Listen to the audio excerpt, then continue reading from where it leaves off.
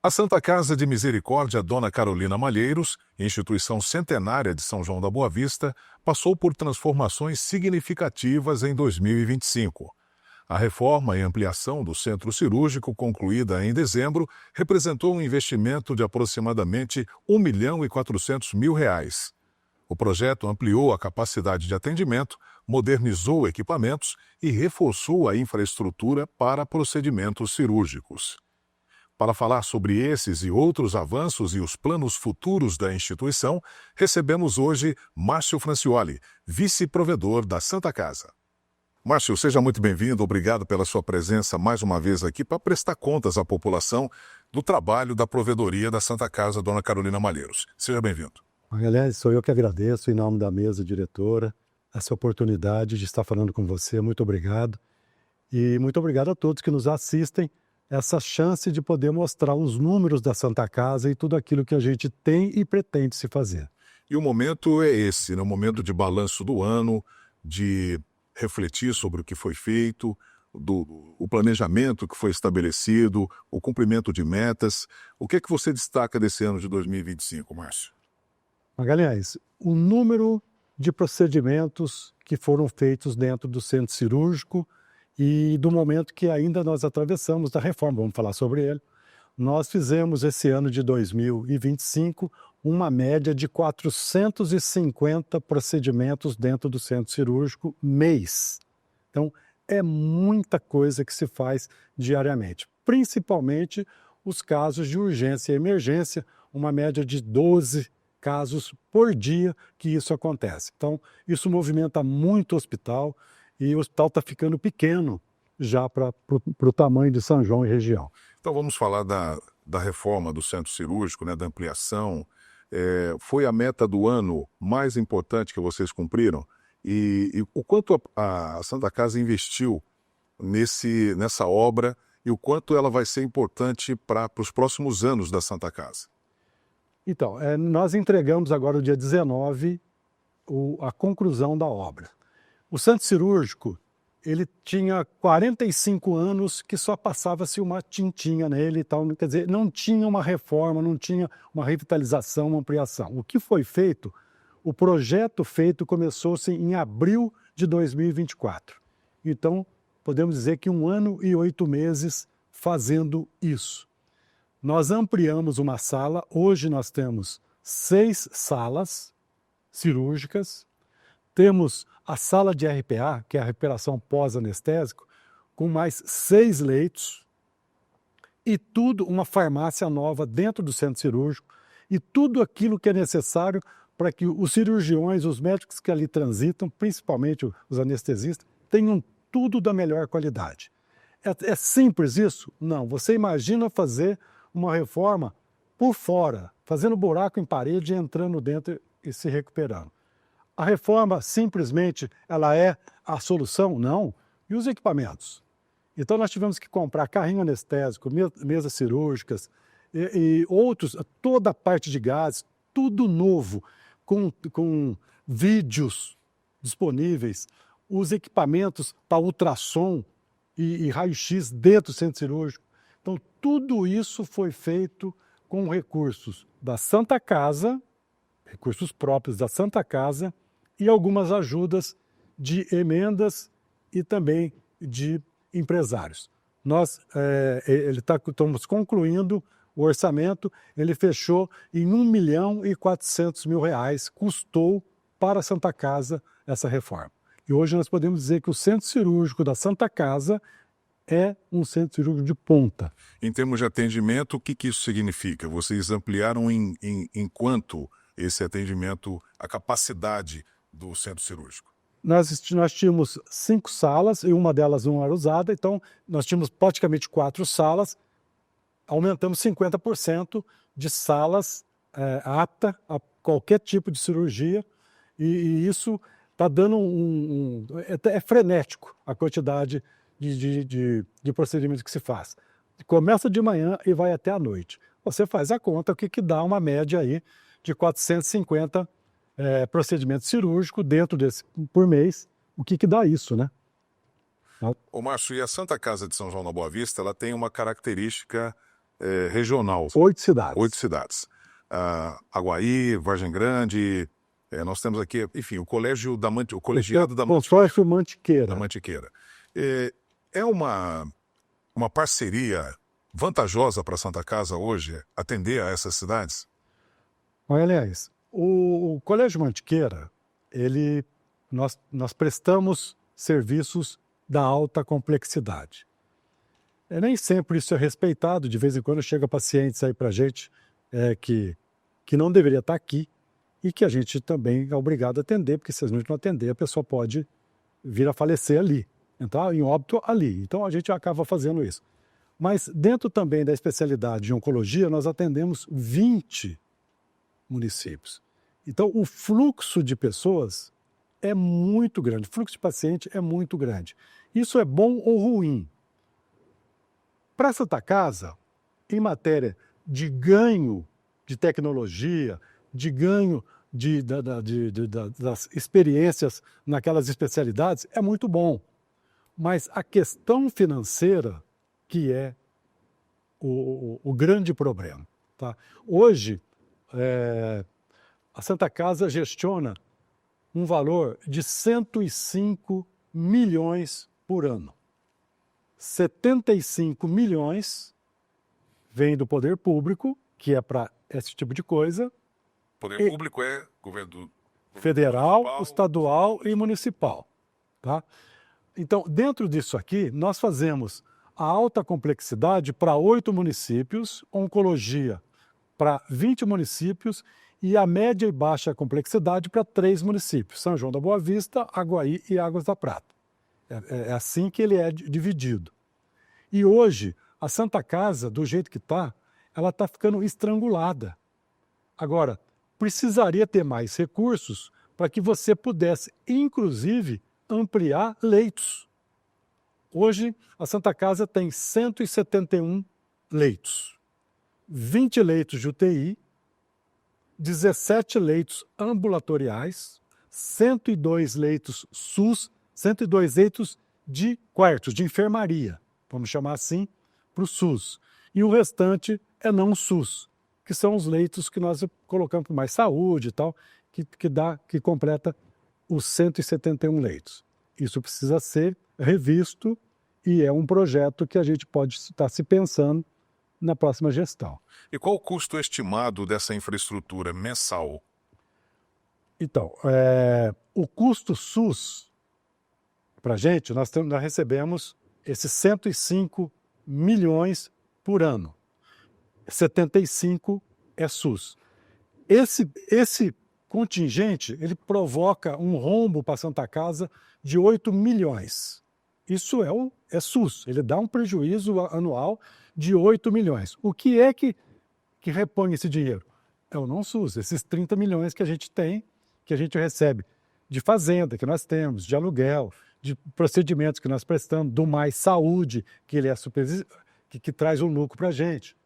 Tá? Então, é aí que a gente consegue balancear os custos da Santa Casa. Aí você fala, mas a hora que você termina o ano, quanto que fica? Fica em torno, sobra para a Santa Casa em torno de R$500 mil no ano. É isso. Então, a hora que você fecha o ano, tem um superávit de R$500 mil. Não tem superávit.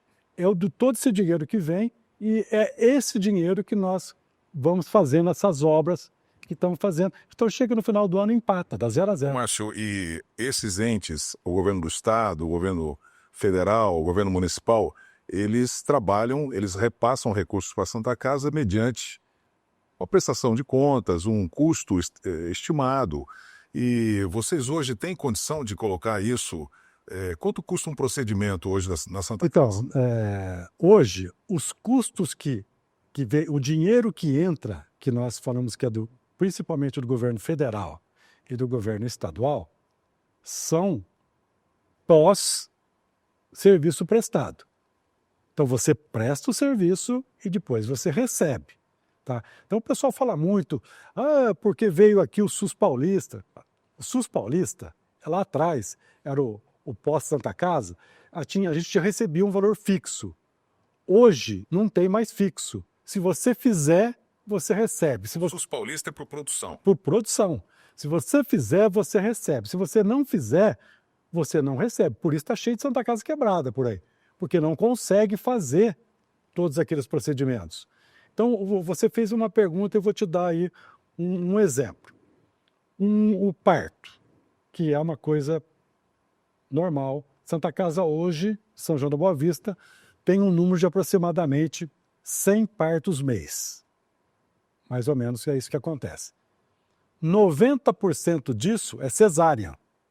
10% são os partos normais. Quanto que você recebe? Olha, o parto vindo do SUS, ele vem para Santa Casa, mais ou menos, os números dá R$350 que o SUS paga. O SUS paulista acrescenta 4 vezes isso. Mas ele ainda custa mais do que isso. Então, resumindo, se você fizer os custos de partos normais, ele sobra uma receita de R$90 para Santa Casa. A cesárea dá um prejuízo de 350 por parto. É assim que funciona. Isso considerando o SUS paulista. E como é que você faz frente, Márcio, às despesas de custeio? O dia a dia da Santa Casa, né? Insumos. A parte, vamos dizer assim, que se paga médicos, insumos e funcionários, ele está diluído em todo esse dinheiro que vem. Grande parte dele advém, a gente utiliza o SUS paulista, parte do dinheiro municipal e também parte do nosso dinheiro, que é aqueles 30 milhões que são extra federação, estado e município. Então, hoje, a gente tem que equacionar essas contas em cima daquilo que a gente recebe, balanceando. Mas fala, mas e o pessoal da Santa Casa? É suficiente? Hoje, a Santa Casa está operando com 20% a menos de pessoas na assistência. Nós deveríamos ter muito mais enfermeiros, técnicos de enfermagem lá dentro. A gente não consegue ter, porque senão... Há um déficit de mão de obra. Tem que ter, porque você não consegue pagar. Muito bem, no próximo bloco a gente continua aqui a nossa conversa com o Márcio Francioli, que é o vice-provedor da Santa Casa de São João da Boa Vista, e ele vai falar sobre o futuro, as ampliações da Santa Casa. Até já.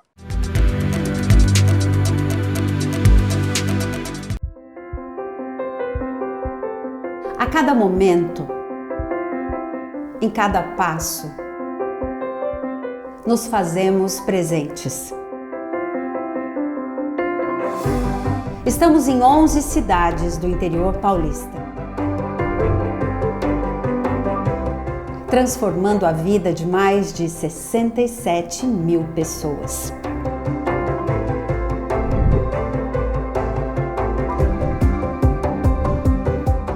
Fazemos da saúde o nosso propósito.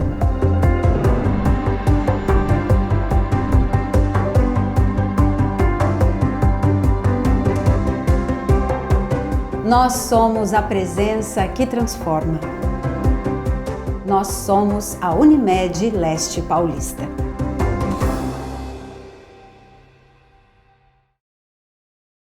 Na Bela Capri, cada detalhe é pensado para te entregar uma bela experiência.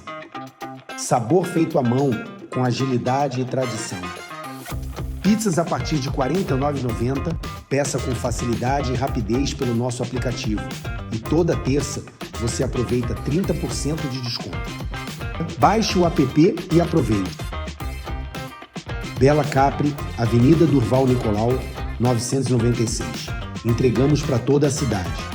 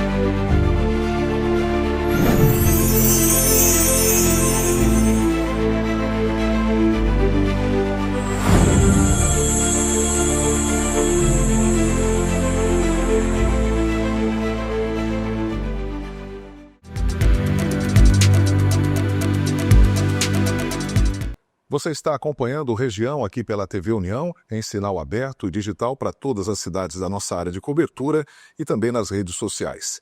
Hoje eu estou conversando com Márcio Francioli, ele é o vice-provedor da Santa Casa Dona Carolina Malheiros, de São João da Boa Vista.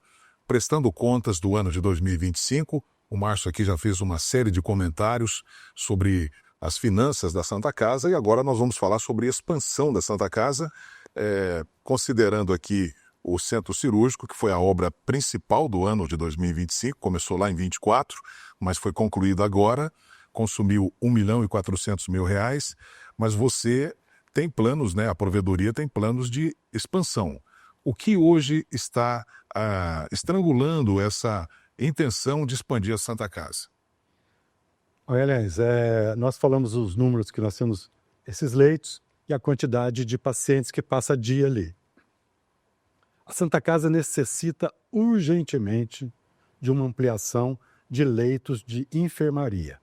Seria super importante também que nós tivéssemos aqui, talvez não mais 10 leitos de UTI, mas leitos de semi-intensiva, que isso faz com que você alivia o contingente das UTIs. São aquelas pessoas que fazem uma cirurgia e que tem que ficar por um período curto, então passaria por essa semi-intensiva. Eu vejo que a Santa Casa de São João, para continuar dentro da regionalização, com toda essa população que está crescendo, que cresceu muito, muito, você vê um outro número, outro fato importante para a atual economia, quantas pessoas deixaram de pagar seus planos de saúde? Para onde foram essas pessoas? Para o SUS. Para onde que eles vão? Para uma Santa Casa. E aí começa a se faltar leito. Hoje nós temos dentro da Santa Casa uma média de 110 pacientes internados dia. A Santa Casa vive lotada. Quando necessitamos de determinados leitos específicos, a gente acaba tendo problema de remanejamento dentro da Santa Casa. Então, eu enxergo que a Santa Casa tem que dar um passo à frente e trazer pelo menos mais 50 leitos de enfermaria, 10 leitos de semi-intensiva e mais leitos de suporte, talvez de ambulatório, mexer um pouquinho nisso. Para fazer isso, nós precisamos de espaço. E o nosso espaço hoje é o terreno que está na mão da FAI. Nós estamos conversando, a FAI está de acordo de que esse terreno retorne para a Santa Casa, seguindo todas a legislação vigente, né, pertinente ao assunto. E agora o prefeito atual, o Vanderlei, deve fazer alguma coisa para que esse terreno volte para a Santa Casa e a gente comece a pensar numa ampliação de estrutura da Santa Casa. Caso contrário, ela vai ficar estrangulada. Temos também um projeto que está em andamento, estamos se pensando, de trazer para cá uma especialidade que é a cardiovascular. Super importante isso, muito, mas é muito importante que todas essas pessoas que passam por aqui, que têm que fazer algum procedimento cardíaco, que faça aqui e que fique aqui, e não ter que se mandar embora, que o custo é muito maior. Então, tem essa necessidade e a gente está apostando nisso. Você falou da Unify e há a possibilidade também de evoluir as tratativas em relação às residências médicas do curso de medicina? A residência médica já é uma realidade, né? Ela vai acontecer agora em 2026. Deve ter 4 vagas para residentes e isso, cada vez mais, vamos ter que ampliar. Não tem outro jeito. Essas pessoas, esses médicos vão estar aqui dentro e dentro da Santa Casa, os pacientes têm que se aumentando, nós temos que trazer pacientes para eles. Então, isso é super importante também. Mas a parceria Santa Casa e FAI é uma realidade, sem problemas. Nós temos um contato muito estreito com o Marco Aurélio, com toda a equipe dele. Então, eu acredito que agora em 2026 vai acontecer tudo isso. Você fala aqui do problema de espaço físico e na gestão passada houve a inauguração de um espaço, né, dentro da Santa Casa, um espaço até generoso, destinado para a UTI neonatal. Só que essa UTI neonatal, ela não saiu do papel, né? Ela tem lá um espaço reservado para ela. E o que a Santa Casa faz com essa área que fica ali ociosa, né? E você precisando de espaço para expandir? Nós precisamos tomar uma decisão disso. A UTI neonatal, ela foi construída o prédio para isso, tá? Então, se a gente tiver que utilizar esse espaço para qualquer outra coisa que não seja neonatal, nós temos que mudar algumas coisas lá dentro, porque o tamanho das camas, dos berços, para recém-nascido, é uma coisa. Para você colocar adulto lá dentro, a cama não cabe no espaço que foi programado, foi projetado. Mas não se pode deixar no coração da Santa Casa uma área toda daquela lá parada, tendo necessidade para outro tipo de especialidade. Essas crises respiratórias que nós tivemos, nós até chegamos a usar aquele espaço para isso. Agora, isso não pode ser um uso repentino de chegar e colocar lá dentro. Nós temos que fazer adaptação e colocar lá dentro os equipamentos necessários para dar um uso definitivo para aquele espaço. Ou faz-se a UTI neonatal, que demanda de muito dinheiro, esse dinheiro tem que vir do Estado, da União. E não é só o dinheiro, né? É a manutenção. Manutenção. É isso que a população precisa entender. Você cria um equipamento dessa envergadura, dessa importância, dessa complexidade, você precisa custear, manter, né, uma UTI neonatal. Tem que se fazer um estudo de demanda e tudo mais. Agora, vocês pretendem, na impossibilidade de se montar uma UTI neonatal, instalar ali um outro tipo de equipamento que vá atender a população? Não, eu acho que nós temos que fazer isso, né? Terminando a neonatal. Hoje a neonatal, para equipar ela, vai se gastar aproximadamente 15 milhões de reais. E quanto custa a manutenção disso? A equipe disso? Ela custa aproximadamente 1,5 milhão mês. Alguém tem que pagar isso. Estado, União, município, colegiado, quem é que vai pagar isso? Então, fica difícil para que isso aconteça. Agora, não se pode deixar todo um espaço parado, com tanta necessidade que temos, aguardando que isso venha acontecer. Então, essas negociações agora, eu acredito que em 2026 nós vamos ter que envolver o poder público, lógico, que aquela reforma foi feita com dinheiro público, para que a gente dê um destino de um uso para a população. Se o dinheiro foi gasto para a população, se não dá para ser neonatal, tem que ser outra coisa. E nós vamos trabalhar em cima disso, para que em 2026 isso venha acontecer. Ô Márcio, a sua gestão, né, do Francisco, que é o provedor, no ano que vem teremos eleições, né, nesse ano de 2026. Né, nós estamos gravando esse programa no último dia do ano, no penúltimo dia do ano. E qual a expectativa? Vocês pretendem ir para a reeleição? Como é que está essa questão hoje dentro da provedoria? A Assembleia já está programada para o dia 12 de março, que vai ser dia 12 de março. Então, quer dizer, a gestão atual, ela pode ir até 31 de março, mas dia 12 vai, depois, logo em seguida, dia 20, deve assumir a outra mesa. Essa mesa atual, ela vai completar agora 9 anos, com o mesmo grupo. Eu acredito que a maioria permaneça. Então, nós devemos continuar o mesmo grupo, dar continuidade disso, porque a gente praticamente saneou a Santa Casa. Nós pegamos a Santa Casa devendo 40 milhões, hoje ela deve 24 milhões. Mas 24 milhões, tudo equacionado, tudo parcelado. Se você falar, mas a Santa Casa deve alguma coisa, a Santa Casa não deve R$1 para ninguém. Tudo pago. Fecha o mês, está tudo pago. Paga-se tudo. Tem parcelamento de tributos que no passado não pagou? Ainda tem. A Santa Casa pagou de tributos atrasado de INSS, Fundo de Garantia e Imposto de Renda, mais de 12 milhões por enquanto. E continuamos pagando. Agora, para que a gente faça isso, essa equipe está pensando em dar continuidade nisso. E aí nós estamos articulando as funções. Quem é que vai ficar, quem que não vai ficar, mas o grupo deve permanecer. Perfeitamente, mas dentro do que vocês já fizeram nesses 9 anos, né, dessas sanear as finanças, dar um norte para a administração, para a gestão da Santa Casa, em que vocês pretendem avançar a partir de uma nova, de um novo mandato, de uma nova gestão? Quais são as áreas prioritárias? é a ampliação da Santa Casa. Nós precisamos fazer com que a Santa Casa tenha mais espaço para isso. Nós fizemos um projeto, eu apresentei esse projeto para o nosso plano, para Mais Saúde, que ele faz parte. Já mostrei o projeto, inclusive, para o Vanderlei.